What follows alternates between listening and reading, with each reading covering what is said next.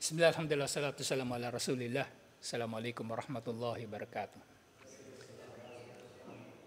So ngayon, review nung i'rab, inshallah. So yung mga i'rab, ito yung pag-aaral doon sa pagbabago ng dulo ng mga salita. Sa pagbabago ng dulo ng salita, kumbaga, malalaman natin yung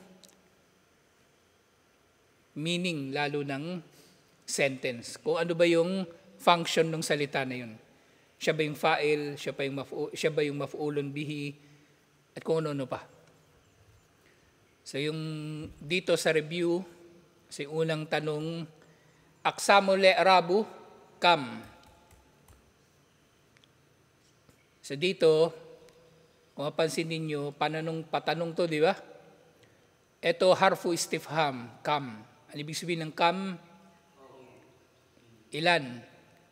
How many? Iba yung how, kayfa yun. Ito kam, kam, how many nga, ilan. Pwede mong sabihin ito, kam aqsamu al-i'rab. Mauna yung kam, pwede. Pero ito, hinuli niya, pwede rin naman. Inshallah. Aqsamu al-i'rab, kam. Pag magkano, how much? Na ano? Magkano? Become. May ba sa umpisa. Pupunta ka sa tindahan, sabihin mo become. Become hada, become hadihi, yun siya. Kam ilan? Become magkano? Baga. Kam how many? Become how much? Sasabi, ilan daw yung aqsamul i'rab? Arba'atun, apat daw ang uri o bahagi ng i'rab. Mahiya, ano-ano ang mga ito? Ar-raf'u, wal-nasbu, wal-khafdu, wal-jazmu. Raf, anong dulo ng salita kapag raf? Damma, o kaya un. Nasb, fatha o fathatan, a o un. Khafd, kasra o kasaratan, i o in, at yung jazm, sukun. Mahuwad dalila ala inhisariha fi hadhihi al-aqsamil arba'ah. Anong dalil, anong batayan sa pagkakatukoy o pagkaka-inhisar kasi parang ano yun eh. Ang hasriyan, kumbaga limitado o exclusive. So bakit nila nasabi na exclusively apat lang ang i'rab? Bakit hindi 5? Bakit hindi 3? Bakit 4 talaga? So nga, ganun din ang dalil, al-istikraru wat tatabbu'u li kalamil Arab. So pinag-aralan nila at nagkaroon sila ng analysis kung paano magsalita ang mga Arabo at nakita nila 4 lang talaga ang dulo ng mga salita. Wala nang iba. A, I, U at sukun. Sa atin sa Tagalog o sa English, A, E, I, O, U, 6, di ba? O sukun, may sukun din. A, E, I, O, U. Pero sa Arabic, A, I, U lang. A, I, U, at yung sukun. Yung baybayin, yung lumang Tagalog, may baybayin ba kayong subject ngayon? Wala. Wala na? Ibig sabihin, meron dati. Oo. Di ba, A, I, U lang, tsaka sukun. Tapos yung sa Tagalog ngayon na bago, A-E-I-O-U kasi kinuha na yun doon sa English tsaka sa Spanish. Actually, sa ibang salita, meron pa silang higit sa A-E-I-O-U na mga vowel, kumbaga. Marami pang iba. Pero sa Arabic, ito lang talaga siya. Yung vowel sound niya, 4 lang. A-I-U at sukun. Falam najid annaha takhruju an hadhil arba'ah. At wala na tayo matatagpuan na anuman na liban pa sa 4 na ito. Liban na lang na yun ay iba ng salita. Iba ng salita. Ngayon, paano yung ibang mga pagbasa ng Quran? Diba natalakay na natin may mga ibang pagbasa ng Quran. Halimbawa, yung sa Dawri nga, yung alif maksura binabasa nila bilang e. E, ng tunog niya ay nasa pagitan ng a at i. Wadduhe, wallayli idha saje, ma wadda'aka rabbuka wa ma qaleh.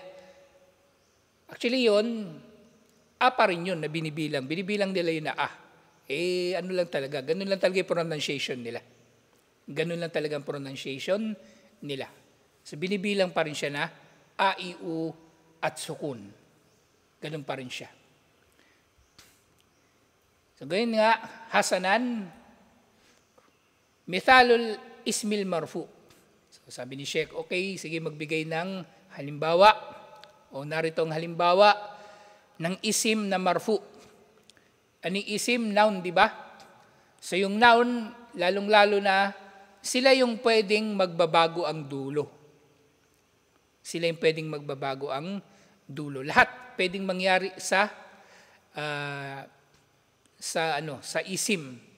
Pwera na lang doon sa sukun, kasi kumbaga mangyayari lang siya kapag pinutol yung salita. Pero yung a, i, u, malinaw na mangyayari sa isim. Pero sa mga fiil naman, maaring mangyari na yung dulo niya ay magiging a. Halimbawa, yadhabu, pwede siya magiging yadhaba kapag naunahan siya ng an o kaya ng lan. O pwede naman siya magiging yadhab lang, magiging sukun ng dulo kapag inunahan siya ng lam. At iba pang katulad nito. Ngayon dito, dhahaba Muhammadun. So ito daw yung sample ng isim na marfu. Yung Muhammadun, siya ay isim na marfu. Ang dulo niya kasi damma o dammatan, Muhammadun. Kung siya ay Muhammadan, hindi siya marfu, di ba? Ano mangyari sa kanya? Mansub. Kung siya ay Muhammadin, makfud o majrur. So Muhammadun, siya ay marfu. Mithalul mansubi, at halimbawa naman ng mansub, ito na, yung Muhammadan. Ra'aytu Muhammadan. At makfud o majrur, marartu bi Muhammadin. Okay? So lahat ng yan, hindi lang siya nagbago basta-basta. Merong dahilan kung bakit siya nagbago. Merong dahilan kung bakit siya nagbago. At ang dahilan dito, yung pagiging fa'il niya o ng pagiging maf'ulun bihi sa salita. Hindi siya basta-bastang nagbabago lang. At yun nga, titingnan natin ito sa pamagitan ng pagtingin kung ano ba ang function niya dun sa sentence. Kung ilan ang amil, kung ilan ang kumikilos doon sa sentence. Kung isa lang, so ibig sabihin siya mismo yung subject, yun automatically ay magiging marfu. Kaya nga ito, halimbawa walang haraka ito. Wala ang haraka. Wala yung mga fatha, kasra, damma, fathatan, kasratan, dammatan. Alam natin kung paano ito babasahin. Alam natin na ang basa dito ay dhahaba Muhammadun. Hindi yan dhahaba Muhammadan at hindi yan dhahaba Muhammadin. Imposible. Bakit? Kasi alam natin sa dhahaba Muhammadun, ilan ang amil, ilan ang kumikilos, isa lang. Si Muhammad lang ang umalis. Kumbaga, ibig sabihin, siya lang yung kumikilos dito at ang ginawa niya, umalis siya. Wala nang ibang umalis. Walang sinasabi na may nakakita kay Muhammad na umalis. Walang sinasabi na pinuntahan ni Muhammad. Basta si Muhammad ay umalis. Siya lang yung nag-iisang amil. So, ibig sabihin, siya yung subject. Ibig sabihin, siya yung nag-iisa lang na amil. Ibig sabihin niya ni dapat marfu. Siya ay dapat na marfu. Dhahaba Muhammadun. Ngayon, doon sa mansub, halimbawa, mawawala uli yung mga haraka. Mawawala lahat ng haraka. Wala yung ano dito, mawala itong damma na ito. At wala itong fathatan na ito. Pag wala yan, alam natin na ang basa dyan, ra'aytu Muhammadan o ra'aytu Muhammada. Alam natin, kasi ilan ang amil dito? Dalawa na sila. Ra'aytu Muhammadan, di ba ito, dhahaba Muhammadun, ang ibig sabihin nito, umalis si Muhammad. Isa lang yung amil. Si Muhammad lang na umalis. Ito, ra'aytu Muhammadan, nakita ko si Muhammad. Ilan na yung tao? Kumbaga, ilan na ang tao sa sentence na to? Dalawa sila. Si Muhammad at yung nakakita sa kanya. Kumbaga ako, yung nagsasalita, yung mutakallim. Ako na nakakita at si Muhammad na nakita ko. Dalawa sila na amil, dalawa silang tao sa sentence na to. So, ibig sabihin, kung sino man ang doer, tukoy, at sino man yung nagre-receive ng action, tukoy din. At dito ang magbabago, doon sa pinag-uusapan natin na Arab, yung sino yung tumatanggap ng action. Sino yung nakita? Sino ang nakita? Kaya dito alam natin, kahit walang haraka dito, ra'aytu Muhammadan. Imposible na yan ay magiging ra'aytu Muhammadun o ra'aytu Muhammadin. Yan ay isa lang ang patutunguhan, ra'aytu Muhammadan. Bagaman meron ditong alif,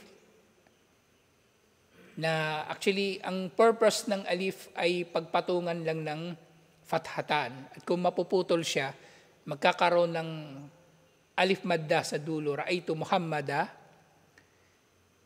Kahit yan mawala, halimbawa yan, pati yan mawawala. Although nandyan siya talaga nilalagay, kahit yan mawawala, alam natin, ito dapat ra'aytu Muhammadan. O kahit magbago pa ito, di ba ra'aytu, ano ito, mutakallim, di ba siya yung nagsasalita? Siya yung nakakita. E paano kung yung kausap ko, siya ang nakakita? Ano mangyayari? Yung ra'aytu magiging ra'ayta. Nakita mo si Muhammad. Ra'aytu, nakita ko si Muhammad. E yung kausap ko, ra'ayta Muhammadan. Ra'ayta Muhammadan. Dalawa pa rin yung amil. Yung nakakita, nakausap ko, at yung nakita niya. Regardless, ganun pa rin. Alam pa rin natin na ito ay fatha dapat. Fathatan dapat. Hindi siya marfu at hindi siya makfud. Siya ay nananatiling mansub. Ra'ayta Muhammadan. E paano yan? Yung nakakita kay Muhammad, ibang tao. Dalawa tayong magkausap. May pinag-uusapan tayo. Ang pinag-uusapan natin yung tao na nakakita kay Muhammad. Ra'a lang. Ra'a ang magiging ano na niya. Ra'a. Yung mismong root word ng ra'aytu at ra'ayta. Ra'a Muhammadan. Nakita niya si Muhammad. Ra'a Muhammadan. Pero doon sa ra'a Muhammadan, maaari na magkakaroon ng komplikasyon. Kasi pwedeng yung nakita niya si Muhammad o pwedeng yung ra'a Muhammad, dun pwede na siya magiging ra'a Muhammadun. Kasi si Muhammad na mismo ang nakakita. Intindihan nyo? Nakita niya si Muhammad, ra'a Muhammadan, pero nung si Muhammad yung nakakita mismo, pwedeng mangyari kasi ra'a Muhammadun. Nakita ni Muhammad.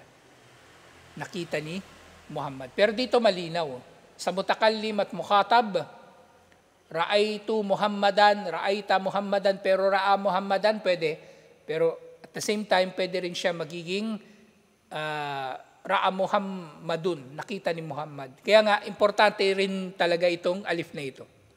Kasi pag ginawa natin itong ra'a Muhammadan, ibig sabihin si Muhammad ang nakita. Pero kapag ito ra'a Muhammadun, si Muhammad ang nakakita. So merong silbi itong alif na ito, alhamdulillah. Sunod al-makhfud. Makhfud, i, o in ang dulo. So, marartu bi Muhammadin. Marartu bi Muhammadin, ang naging dahilan, nag-iisang dahilan kung bakit naging in ang dulo ng Muhammadin, ito lang yung ba.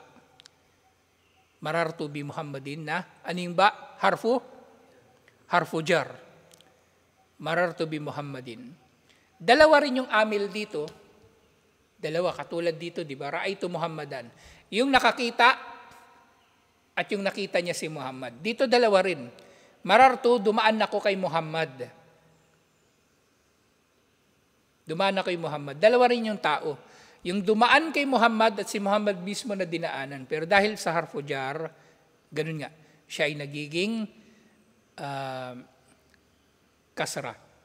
At mithalul ismil makzum, sige nga, la, ay hindi makzum, majzum. Mithalul ismil majzum, la yujzamu al-ismu. Hindi raw nagiging sukun ng isim. Pero magiging sukun lang siya kapag pinopronounce. Nagiging sukun sa dulo, di ba? Na hindi na pinopronounce yung dulo niya na haraka.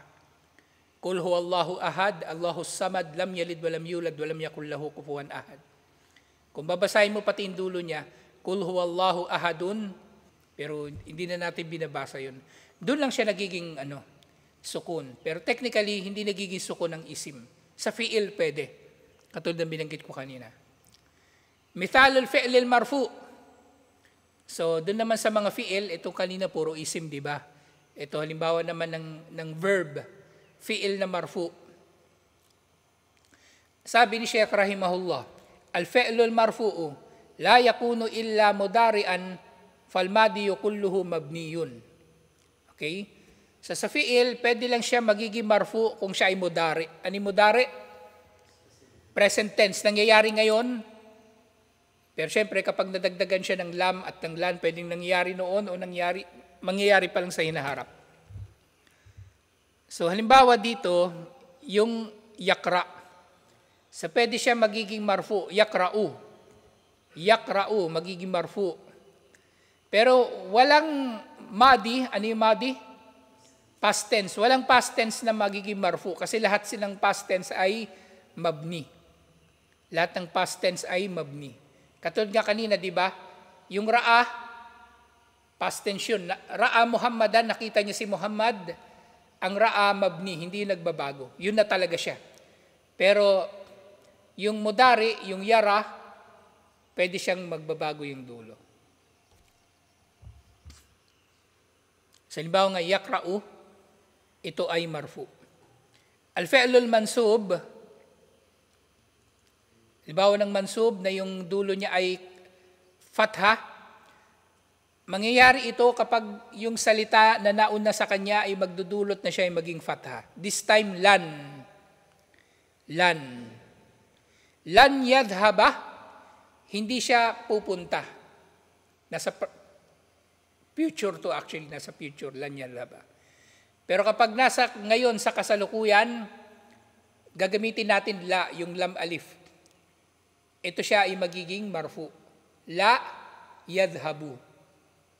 Pero kapag past tense, di ba, present tense pa rin yung ginagamit natin na salita. Pero pwede nating masabi na ito ay past tense.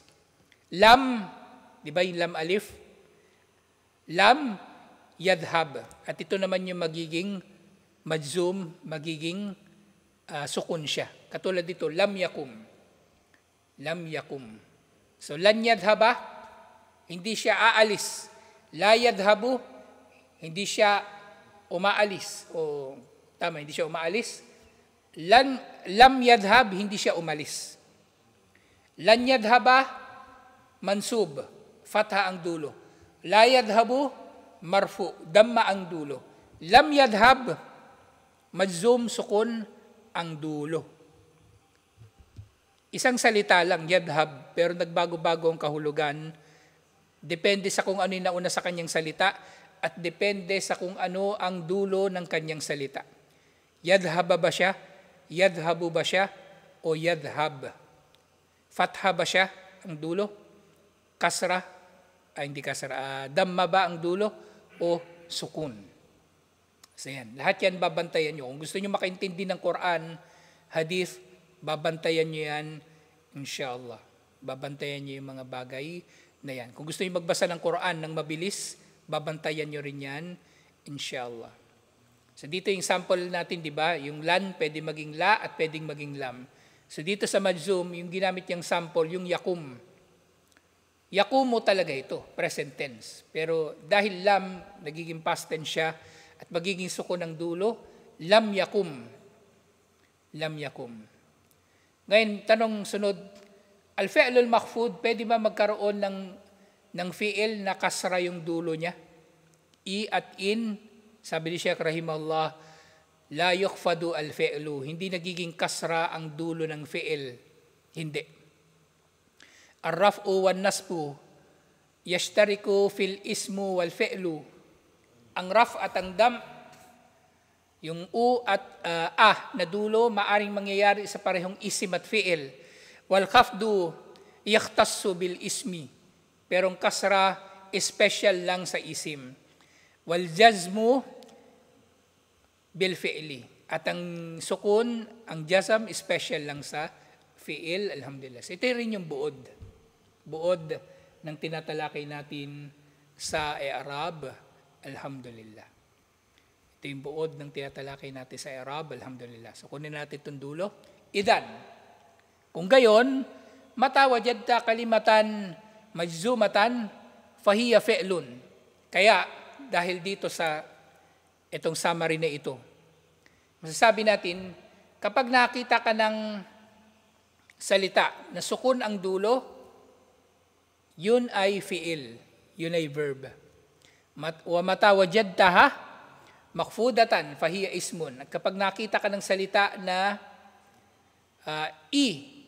ang dulo niya kasra makfuda, isim yun, automatically isim yun.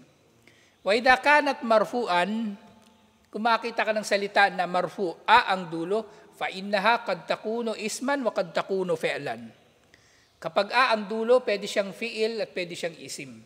Wa kadhalika idha wajadtaha mansubatan qad takunu isman o fi'lan. Kapag makita mo ang salita, ang dulo niya ay fatha o fathatan, pwede rin siya magiging isim o fi'il, alhamdulillah. So ito yung mga palatandaan ng i'rab, alhamdulillah, kung paano natin matutukoy kung anong function niya sa sentence at paano natin siya babasahin at kung siya nga ba ay isim, kung siya ba ay amil, kung siya ba ay fa'il, maf'ulun bihi, at iba pa.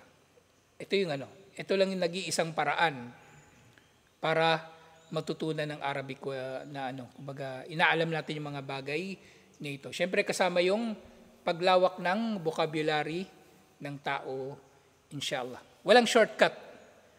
Huwag kayo maniniwala dun sa sasabihin niya, matututo kayo ng Arabic ng ganito lang ng limitadong araw. Hindi rin Depende rin yun sa tao. Kaya ito, dinadahan-dahan lang natin para sigurado na maintindihan, inshallah, at ma-apply natin. Kaya nga, every Sunday, hindi tayo magtatalakay ng nahu o ng grammar. Ang gagawin natin every Sunday, application nung napag-aralan natin. Inshallah. Bukas, balikan na naman natin yung Fatiha at ibang mga surah kung paano natin maintindihan yung mga yon sa pamagitan ng i'rab. Ay, hindi. Yung Fatiha pala na i'rab na natin Yung siguro, Surah Al-Ikhlas. Inshallah. Kasi Surah Al-Ikhlas, kaya ba mapapansin nyo doon, may mga nagbabago. Halimbawa doon sa lam yalid walam yulad. Bakit sukun yung lam yalid at lam yulad? Bakit hindi siya yalidu? Ang dahilan doon yung lam. Past tense siya. Ginawang past tense ni Allah kasi hindi siya nagkaanak at hindi siya pinanganak. Ibig sabihin, mula nung unang panahon, hindi talaga siya nagkaanak at hindi siya ipinanganak. Mula nung unang panahon hanggang ngayon, hanggang sa magpakailanman, nananatili siyang walang asawa, walang anak at walang magulang, subhanahu wa ta'ala. Sa tutuloy ito, inshallah. Assalamualaikum warahmatullahi wabarakatuh.